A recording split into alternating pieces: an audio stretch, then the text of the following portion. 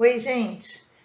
Como eu falei já em alguns vídeos, para dar prosseguimento na série Nosso Lar, que eu quero falar sobre a obsessão, eu tenho que primeiro fazer alguns vídeos preliminares e abordando alguns aspectos do pensamento negativo, da negatividade no pensamento, né? Então, voltando só para recapitular, eu começo a série André Luiz, eu chamo a série André Luiz, mas entendo série Nosso Lar, com o estudo das formas de pensamento, né? O pensamento alimenta formas, essas formas ganham vida, e ganhando vida, elas atraem benfeitores ou malfeitores conforme a qualidade desses pensamentos que a gente alimenta essas formas.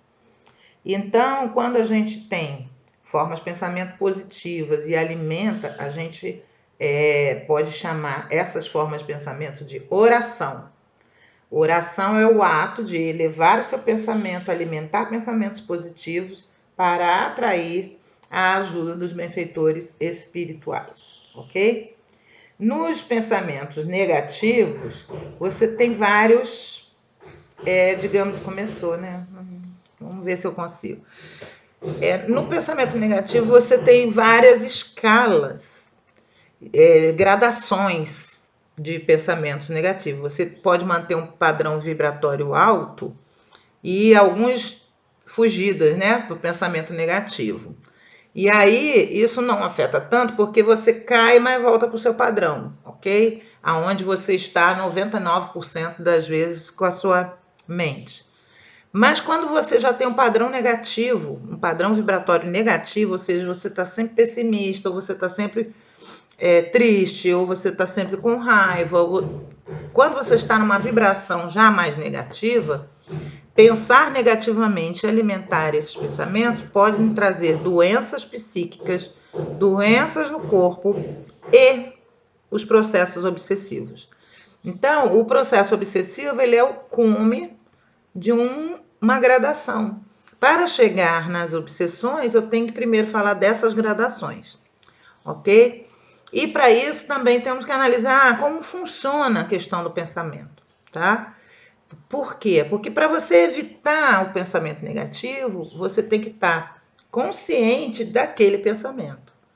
E normalmente, nós aqui na Terra, a gente está tão envolto na ilusão da matéria que a gente pensa negativamente automaticamente.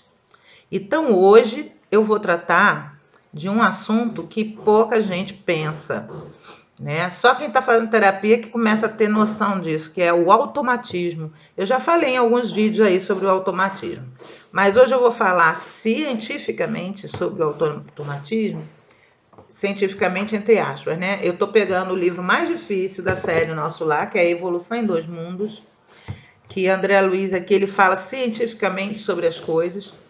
E ele tem um parágrafo, 2 parágrafos, falando sobre automatismo e herança, tá? Como a leitura desse livro ela é muito densa, mesmo para as pessoas já há muito tempo no espiritismo, elas evitam esse livro, eu vou lendo e interpretando e esmiuçando.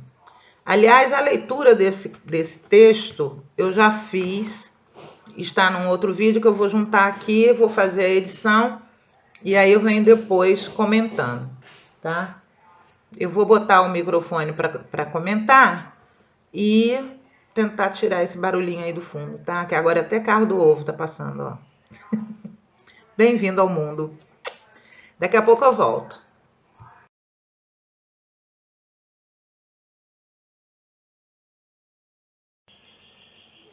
Então vamos à leitura. Evolução em Dois Mundos, capítulo 4, item 4, automatismo e herança. Assim como na coletividade humana, o indivíduo trabalha para a comunidade a que pertence, entregando-lhe o produto das próprias aquisições, e a sociedade opera em favor do indivíduo que a compõe, protegendo-lhe a existência, no impositivo do aperfeiçoamento constante. Também nos reinos menores, o ser inferior serve à espécie a qual se ajusta, confiando-lhe maquinalmente o fruto das próprias conquistas, e a espécie labora em benefício deste indivíduo, amparando-o com todos os valores por ela assimilados, por ela espécie, assimilados, a fim de que a ascensão da vida não sofra qualquer solução de continuidade. Se, no círculo humano, a inteligência é seguida pela razão e a razão pela responsabilidade, nas linhas da civilização, sob os signos da cultura, observamos que, na retaguarda do transformismo, o reflexo precede o instinto, tanto quanto o instinto precede a atividade refletida, que é base da inteligência nos depósitos do conhecimento adquirido por recapitulação e transmissão incessantes. Nos milhares de milênios em que o princípio espiritual atravessa lentamente os círculos elementares da natureza, qual vaso vivo, de forma em forma, até configurar-se no indivíduo humano, em trânsito para a maturação sublimada no campo angélico. Desse modo, em qualquer estudo acerca do corpo espiritual, não podemos esquecer a função preponderante do automatismo e da herança na formação da individualidade responsável, para compreendermos a inexequibilidade de qualquer separação entre a fisiologia e a psicologia. Porquanto, ao longo da atração no mineral, da sensação no vegetal, do instinto no animal, vemos a crisálida de consciência construindo as suas faculdades de organização, sensibilidade e inteligência, transformando gradativamente toda a atividade nervosa em vida psíquica. Então, agora eu vou passar para o vídeo da explicação, tá? Isso aqui tá todo editado, porque esse vídeo foi difícil de ser feito, tá? Numa linguagem, vocês viram que o texto é bem denso, numa linguagem que vocês pudessem assimilar facilmente, ok? Então, agora vem aí a minha explicação. Então, voltei agora para fazer a explicação desse texto do Evolução em Dois Mundos, que a gente precisa para poder entender o automatismo e a herança genética, né, da gente. O que acontece? Os teosofistas, né, o pessoal da teosofia, Madame Blavatsky, Annie Besant, Leadbeater, esses autores estudaram uma teoria, elaboraram uma teoria chamada da mônada. O que seria uma mônada?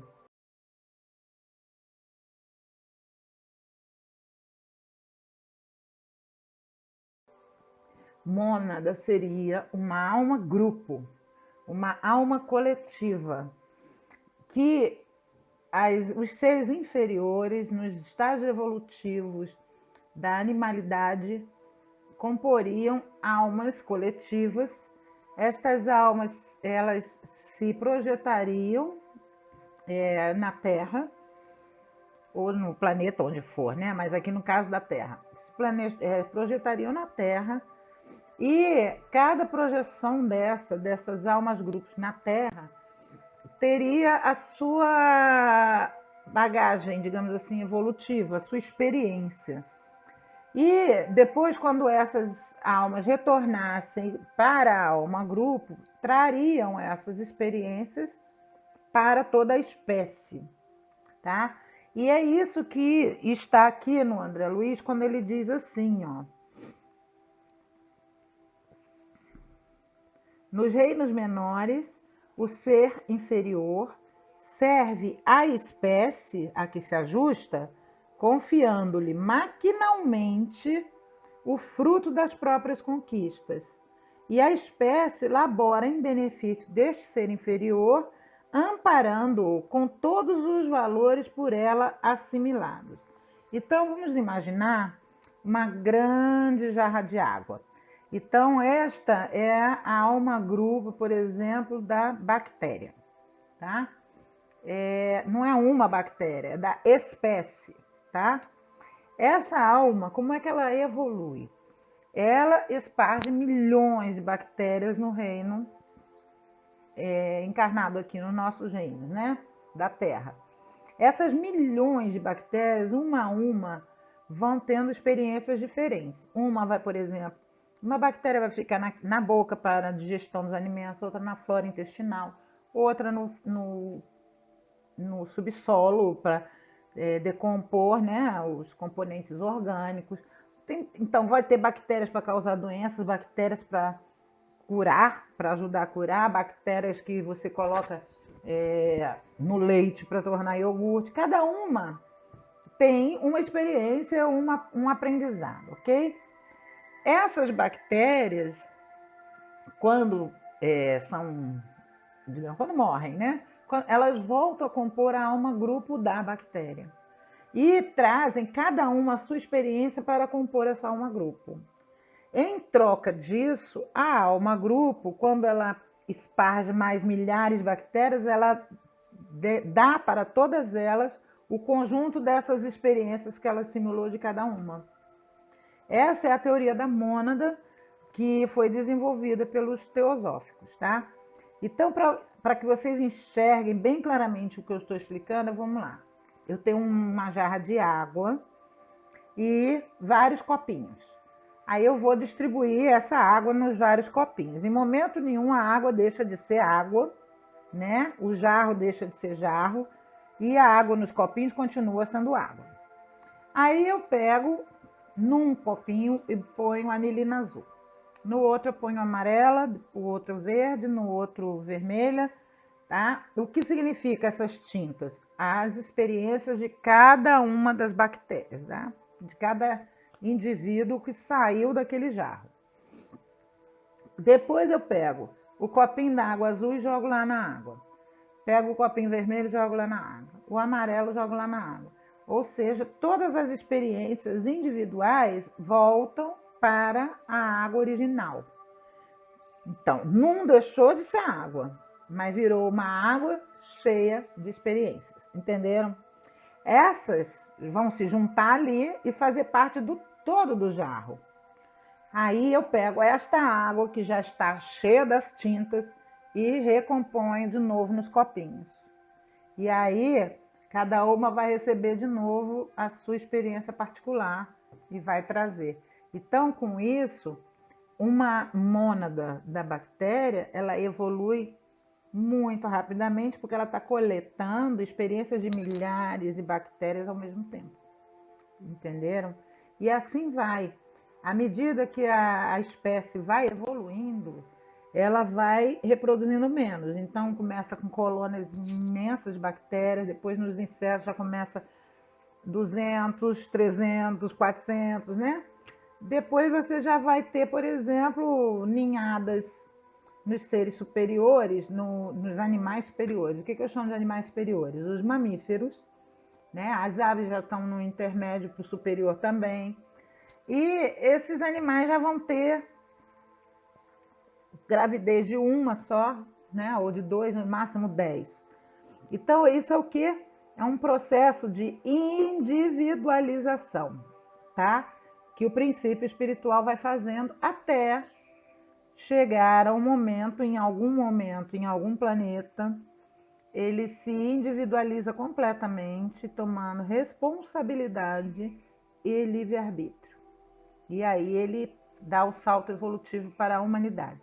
Salto evolutivo é apenas uma expressão, porque Kardec deixa bem claramente, a natureza ela não dá saltos, cada elo da cadeia está ligado a outro, tá? Então, você vai ter animais com comportamento de grupo, por exemplo, todas as formigas se comportam como formigas, independente de qual você pegue. Mas você já não pode dizer isso do cachorro. Cada cachorro tem a sua característica, tem uma característica básica da raça, tem da espécie canina, da raça que ele pertence e a individualidade dele. Então você vai ter um Basset, por exemplo, raivoso, um Basset mansinho, né? Você vai ter um vira-lata SRD muito inteligente, outro mais dummy, certo? Então, essas características são já da individualização. O cavalo, por exemplo, o golfinho, são seres já que estão bastante individualizados, certo?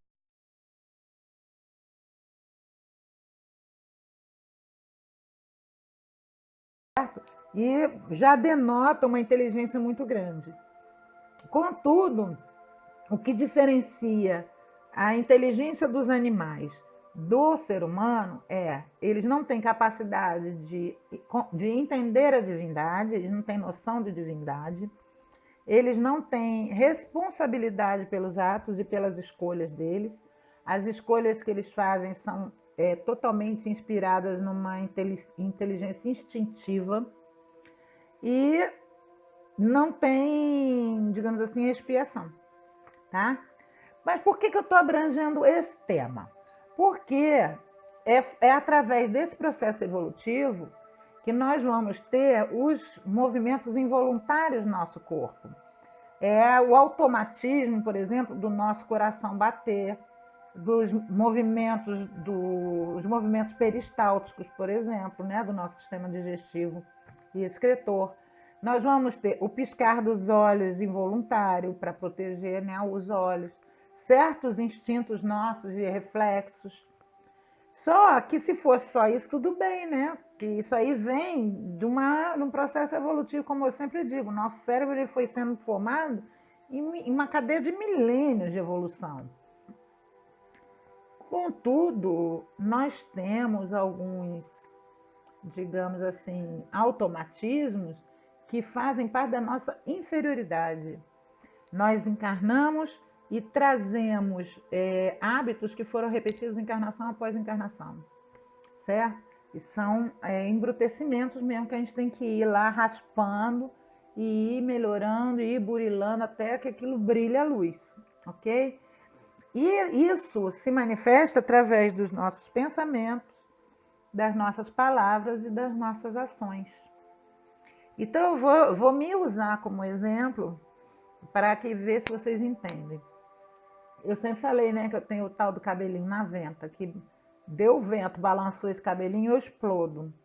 Então, isso era, para mim, um movimento praticamente instintivo.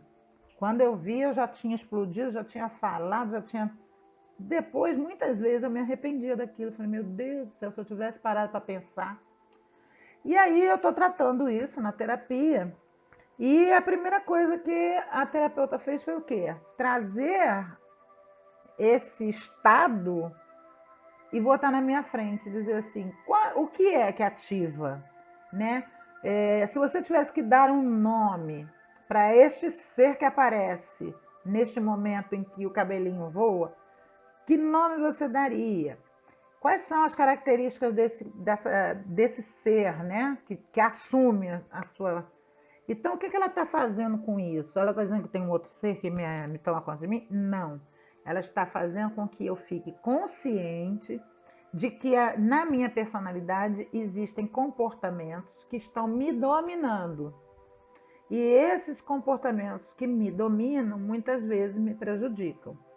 Então, o que ela está fazendo? Ela está me colocando consciente. Ela me apresenta o problema, diz assim, ó, esse lado da minha personalidade agora está consciente. Você sabe que você tem ele? Então, agora vamos educá-lo para que você use ele, domine-o a seu favor. E não ele te tome, te possua, entendeu? E te prejudique. E assim é com o pensamento. Nós temos que dominar o pensamento, não o pensamento nos dominar. Nós temos que dominar a nossa fala e não a fala nos dominar.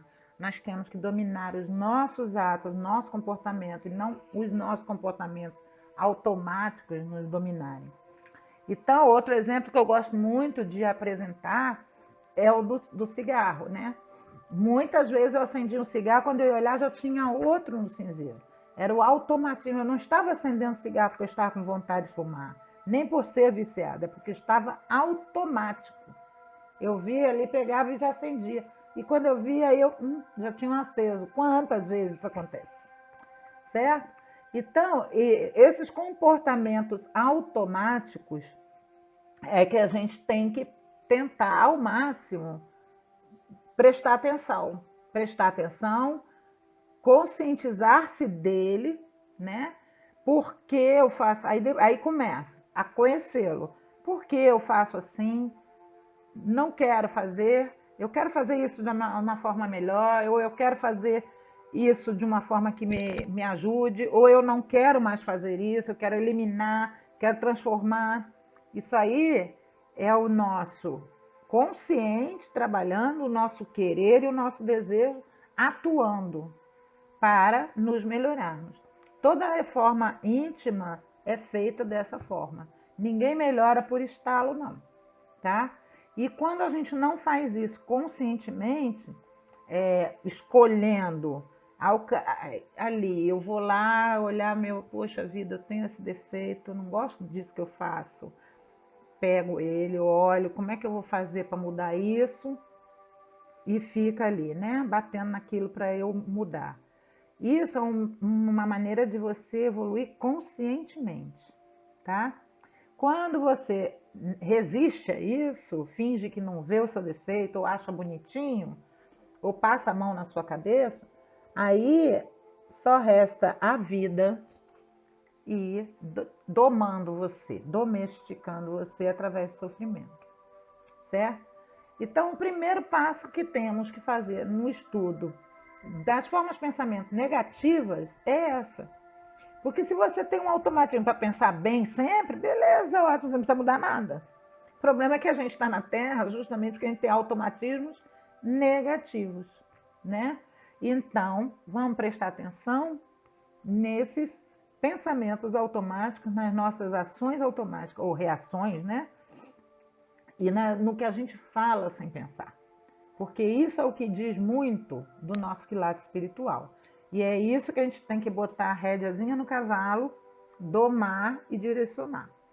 Ok? Espero que isso tenha ficado claro, porque esse é a introdução das introduções do que diz respeito ao pensamento, à forma de pensamento. Tá legal? Tanto é básico e tanto é importante que eu editei e fiz 3 vídeos. Vocês estão vendo aí, eu fiz uma introdução, fiz a leitura e fiz agora a fala, porque eu li, meditei, filmei, desgravei e comecei tudo de novo. E só hoje é que realmente eu consegui dar o formato que eu queria ao tema, para que ele servisse de base para os próximos estudos aí de obsessão e de formas de pensamento negativo, tá bom? Então vamos fazer esse exercício durante uma semana, todo mundo atento no que está pensando, por que está agindo dessa forma, né? Quando alguém pisa no seu calo ali, o que você faz em primeiro lugar? Dá um tapa, empurra? Ou você, oi, por favor, né? Então qual é o seu primeiro impulso, né? Vamos parar com a impulsividade. Vamos tornar este impulso uma ação raciocinada, ok? Uma boa semana.